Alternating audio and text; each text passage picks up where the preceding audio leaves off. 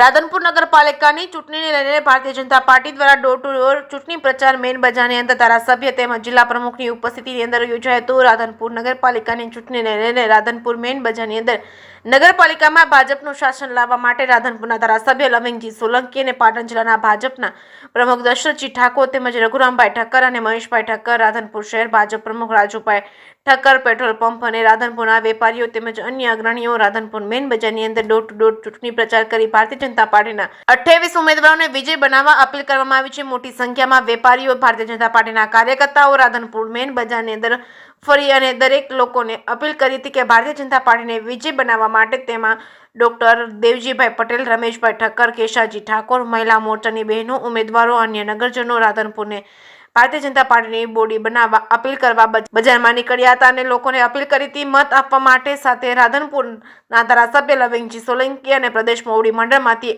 આવેલા પ્રભારી અને જિલ્લા ભાજપ પ્રમુખ દ્વારા ચાની લારી ઉપર મતદારો સાથે ચા પે ચર્ચા, રાધનપુરનું પરિવર્તન લાવવા માટે ભારતીય જનતા પાર્ટીને મત આપવા લોકો સાથે વાર્તાલાપ તેમજ સત્તા વિચારણા કરવામાં આવી હતી અને મત આપવા અપીલ કરી હતી। જે કેસિંગ ગુજરાતી સાથે મનુ ઠક્કર, રાધનપુર ને બોડી બની ગઈ છે। માની લઈએ 18 આલમ આજે એકી સાથે કમળ કમળના નારા લગાવી રહ્યા છે।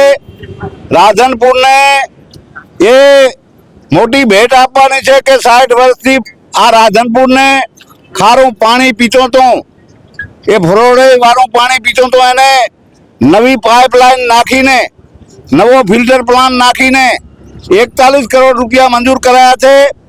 અને ગટારના જે કામો છે હકીકતમાં એ કોંગ્રેસ શાસનમાં 42 કરોડની ગટર લાઈનનો કોઈ પતો નથી, જ્યારે બીજી એ 80 કરોડ રૂપિયા મંજૂર કરાયા છે। વેપારીઓને વ્યવસ્થિત રીતે ધંધો કરી શકે અને કોઈ તકલીફ ના પડે એ ગટર લાઈન પણ નાખી છે। નળ સે જળનું કામ એ 4 ટાંકીઓ બની ગઈ છે। હર ઘર નળની યોજના પણ અમલમાં છે। એટલે આવા અનેક રાધનપુરને સુંદર બનાવવા માટે અમે પ્રાયોરિટી આપી અને પહેલું કામ એ કરવાના। ચલો।